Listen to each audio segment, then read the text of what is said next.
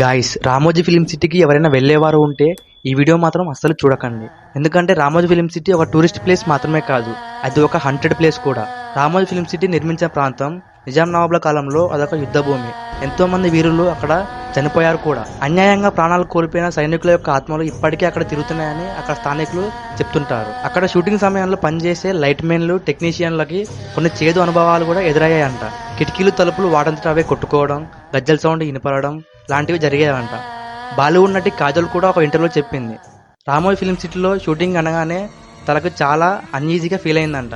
And అక్కడ ఏదో negative energy కూడా ఉందని చెప్పింది. తాప్సీ అండ్ రాజ్ ఖన్నా కూడా చెప్పారు, వాళ్ళు ఏదో ఇంత వింత ఆకారాలు చూశారంట. అండ్ వాళ్ళని ఎవరో వెనక నుంచి కొట్టినట్టు కూడా చాలాసార్లు జరిగిందంట. ఇప్పటికీ అక్కడ పనిచేసే స్టాఫ్ నైట్ 7 అయిందంటే రామోజీ ఫిలిం సిటీలోకి ఒంటరిగా వెళ్ళాలంటే భయపడుతుంటారు. గైస్, ఇలాంటి మరిన్ని మిస్టరీ వీడియోస్ గురించి తెలుసుకోవాలనుకుంటే మన ఛానల్కి ఫాలో అవ్వండి అండ్ వీడియోకి లైక్ చేయండి.